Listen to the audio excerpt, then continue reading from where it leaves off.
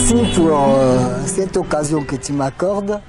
Je suis Martin Lusambila Ediazola et je suis secrétaire de l'ONG Parousia qui est active dans la promotion et la protection des droits de personnes handicapées en République démocratique du Congo, basée à Kinshasa, Kimbantseke.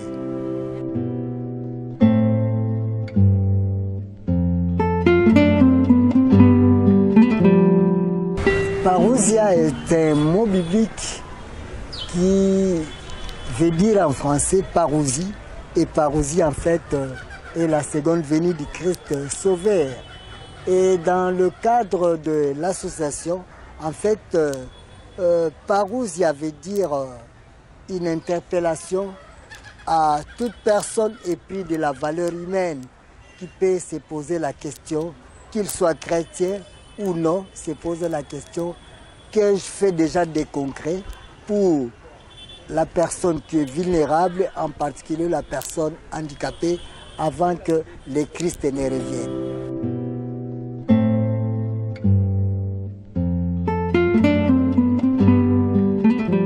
Bon, peut-être que M. Martin, qui est l'un des initiateurs de cette association, est d'obédience chrétienne. C'est pourquoi nous avons pu choisir ces mots qui nous interpellent tous, qui nous posent la question, est-ce que nous faisons réellement des choses pour nos semblables?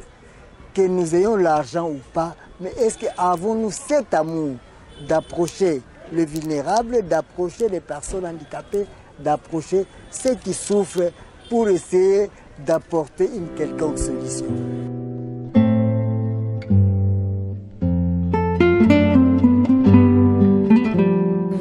Je suis personne handicapée et après mes études, je me suis rendu compte que le marché d'emploi n'était pas accessible aux personnes handicapées. Et donc il fallait commencer à réfléchir sur les possibilités pour que la personne handicapée puisse avoir de revenus, puisse participer aux activités communautaires, puissent participer au développement de la nation. C'est pourquoi nous nous sommes dit que nous-mêmes nous étions butés à ces problèmes de trouver un emploi. Alors nous nous sommes dit qu'en dehors de nous, il y a d'autres personnes qui ont peut-être les mêmes problèmes. Alors il était important d'unir nos forces pour mettre en place un cadre qui commençait à réfléchir et trouver des solutions, non pas pour M. Martin, non pas pour 2 ou 3 personnes handicapées qui sont autour de M. Martin, mais plutôt chercher une solution pour un nombre de personnes handicapées, tant à Kimbantseke que dans la ville de Kinshasa, dans la République démocratique.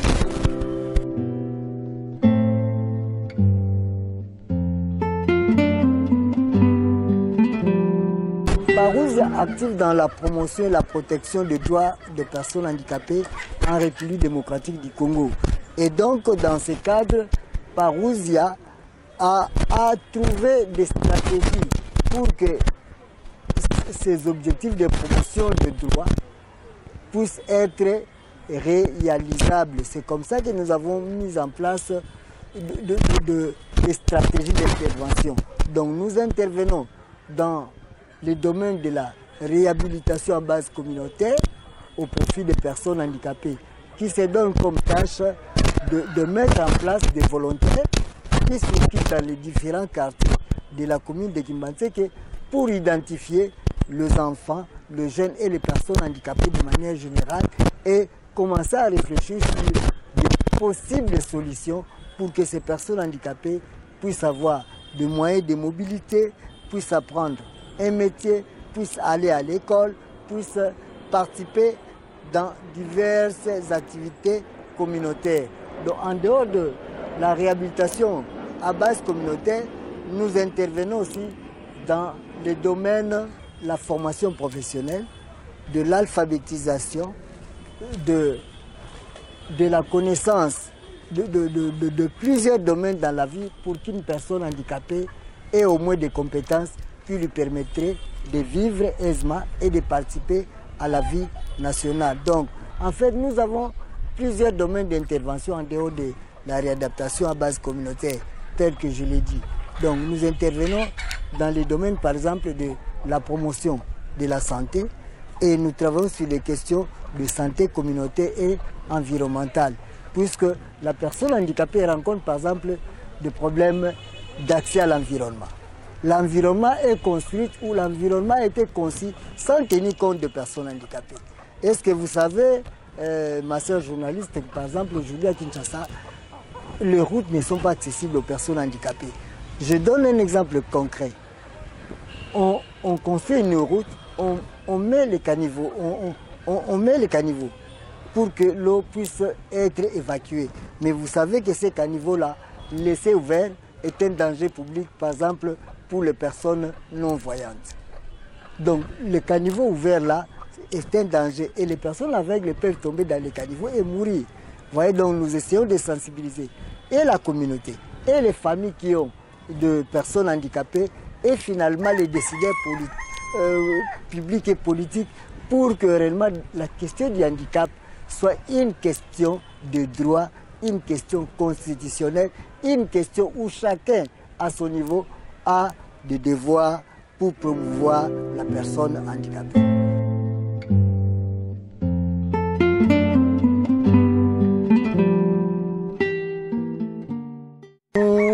Actuellement, nous sommes dans un projet où nous sommes en train de travailler avec d'autres partenaires en un réseau. Nous avons par exemple un réseau mis en place pour travailler sur les questions des enfants jeunes handicapés dans 5 communes de la ville de Kinshasa. Et ces projets ou ces programmes de protection des enfants jeunes handicapés dans 5 communes de Kimbanseke est soutenu par une fondation hollandaise appelée Fondation Liliane. Et dans ces réseaux, nous sommes avec la Caritas Kinshasa, le service d'accompagnement des malades à domicile, à CEPROFA qui est une association basée à Massina, à CEDEF qui est basée à Mongafula. Donc nous sommes dans le cadre de ces réseaux, nous sommes à Kimbanseke, nous sommes à Ntsele. Et Ntsele, c'est Caritas qui a la responsabilité de mener les activités. À Massina, nous avons à CEPROFA et à Limité, nous avons l'accompagnement des malades à domicile AMD et à Mongafula, nous avons ACDF. Et en fait, ces projets visent à mener des actions pour promouvoir les enfants et jeunes handicapés pour qu'ils bénéficient des soins de réadaptation de qualité, pour qu'ils puissent aller à l'école, pour que nous puissions mener des plaidoyers auprès des autorités publiques pour l'emploi des personnes handicapées, pour la participation de personnes handicapées dans les différentes instances de prise de décision. Mais en dehors de ces projets qui est déjà en cours, nous avons plusieurs projets que nous envisageons mener de grande envergure dans la ville de Kinshasa par exemple.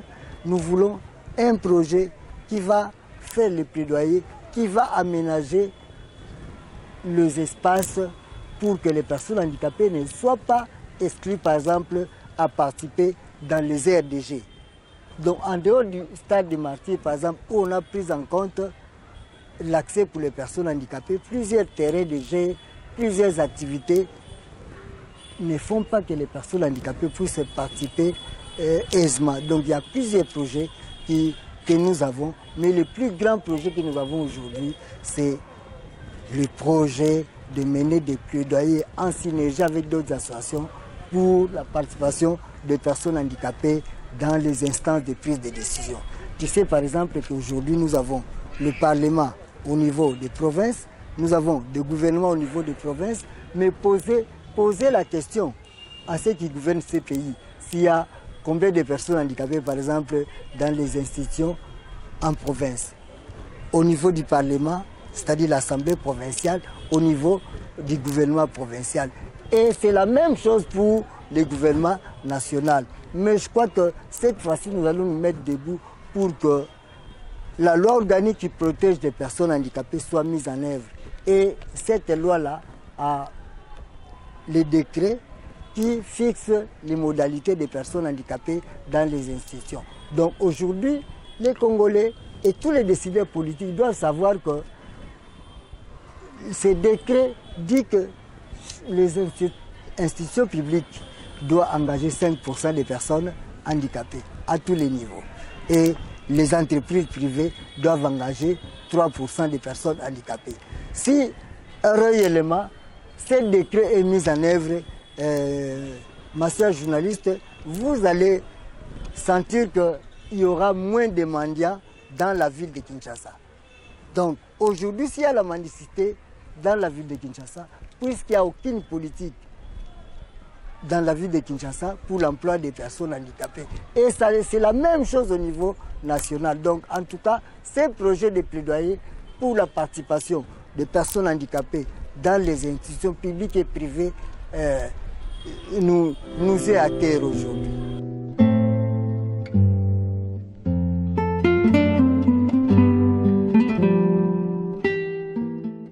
À propos de ces plaidoyers que je viens d'énumérer, nous sommes d'abord au niveau de la construction ou de l'élaboration de la note de plaidoyer et de la mise en synergie de toutes les organisations qui veulent travailler sur cette question. Après cette étape, nous passerons au stade de dépôt de notes de plaidoyer dans les différentes institutions.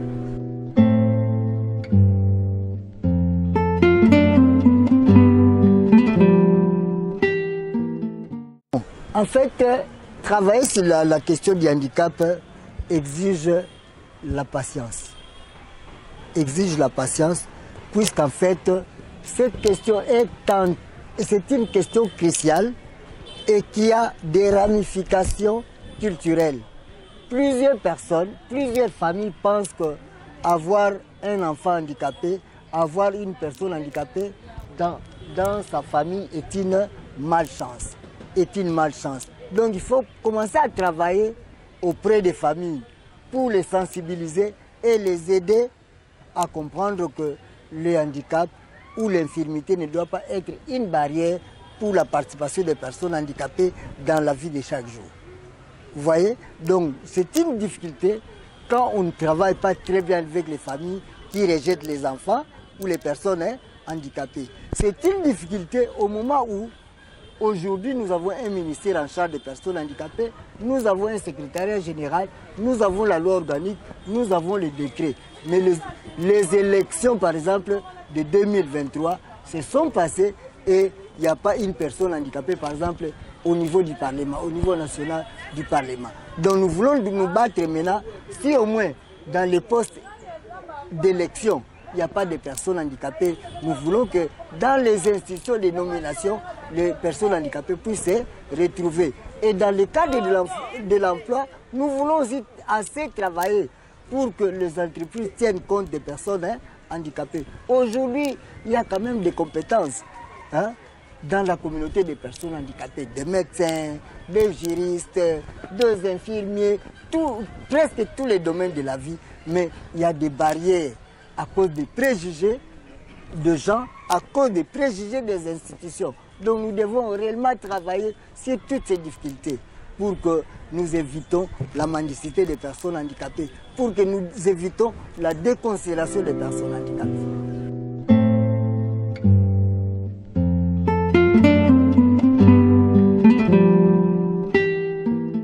Ok, le gouvernement actuel a une lourde responsabilité, comme je l'avais dit la fois passée, de travailler sur les questions en rapport avec la vie sociale, non pas seulement des personnes handicapées, mais de tous les Congolais.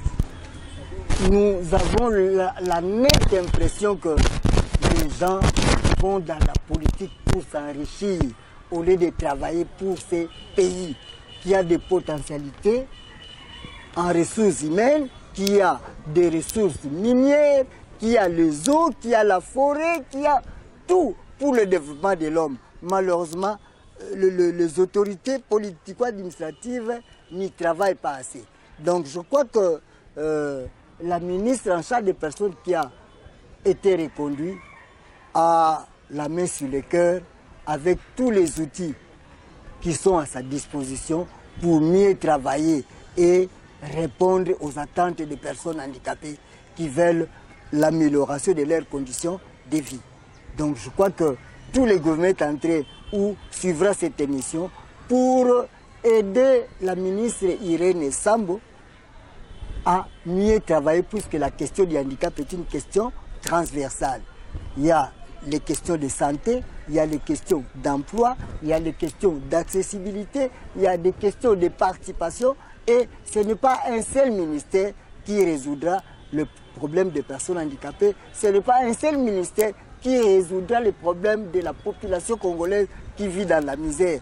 En tout cas, moi, je suis parmi ces gens-là qui se mettent debout pour lutter contre la misère dans ces pays, la République démocratique du Congo, qui attend des ressources.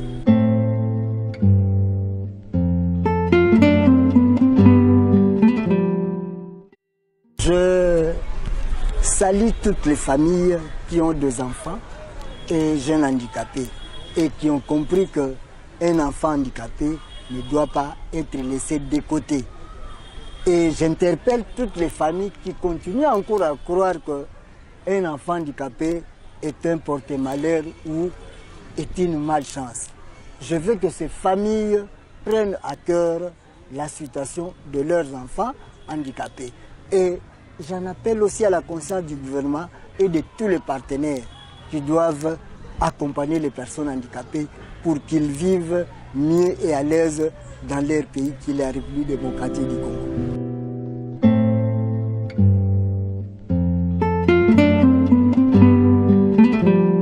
Je crois que na bandaki par Nami présenté qui naza mukambia ONG Parousia où ils allaient travailler pour la promotion et protection des droits des personnes handicapées dans la République démocratique du Congo. Et na lobaki que Parousia est basé na Kinshasa, Kimbantseke. Et que Moussala tozali kosala ezali non pas seulement pour la Kimbantseke, mais pour la ville de Kinshasa et pour la République démocratique du Congo. Et na oti kolobaki Parousia ezali kosala Moussala au profit des enfants, il y a des jeunes, et il y a des personnes handicapées pour la Kisasa Mobimba. Et nazali kolobete il y a solo des personnes handicapées, bamimona kaki bazali kotika la sima pour ezala na mabota, ezala na misala, ezala na bakonzi l'État, bazali ko s'occuper na bango malamu te. Yango wana pe nasi tomona kia wa mikoleleki na Kisasa bandeko ba revendiquer balobi balingi ministre bateli bango te po asali mbula mitano asali eloko te. Kasi nga nazali kolobete si ya solo bandeko wana revendication basali eza normal, eza ya solo. Mais nalingi ko esala bango que solution ya to ba problème ya ba personnes handicapées et kozwa kaka solution na ministère en charge des personnes handicapées te po likambo etali ba handicapé etali pe ba congolais nyonso o bazali komona ke bazali ko vivre na pauvreté yango wana tozali ko pesa mbela na mokonzi ya mboka, tozali ko pesa mbela na gouvernement, tozali ko pesa mbela na ba institution ke tolingi mbala oyo tomona ba konzi bazali ko travailler pona misère elongwa po Congo eza na makoki nyonso, ezali na bazamba, ezali na banyama, ezali na minéraux ya ndenge na ndenge, pe ezali na population de à peu près 100 millions d'habitants. Donc ce que ezali ba konzi oyo batie politique na domaine nyonso tokomona ete Congolais ko vivre na misère te. Kasi tozali ko regretter mingi bakonzi baza en place bayaka pona ba poche na bango batonga ba immeuble basala ba faire côté mususu yango wana bamoni ki ba personne handicapée bandi côté leba. Mais question sur batalon avec attention te lobi kune ko la population mamuti côté lema po ba lobete tozali na bakonzi oyo bakokite. Donc c'est bakonzi batelema batala likambo ba personne handicapée o biso to kambaka mais batala pe makambo ya population mobimba o baboyi pasi baboyi minyoko baboyi misère na baboti oyo bazali na enfant pe ba jeune handicapé na lobiete oyo batinda ka jabana bazo baso ya kiné bazo base so ya ndenge na ndenge bakota kelasi baikola musala longoni apona baboti wana longoni apona ba famille wana mais o ba famille bazali ko bomba bano bazana handicap ba jeune bazana handicap batangi kelasi te ba yekoli musala te ba mama wana ba parents ba boti to bendi matoi o bazana Kimbantseke o bazana njili Parousia ezali tokozana bongo elongo to luka ba solution pour que bilenge wana bana wana bazo ba soin bakende kelasi. Donc tozali ko tombela la gouvernement o ekoti mbaloyo mosala malamu pour que 5 ans oyo ezala mieux que 5 années uti koleka.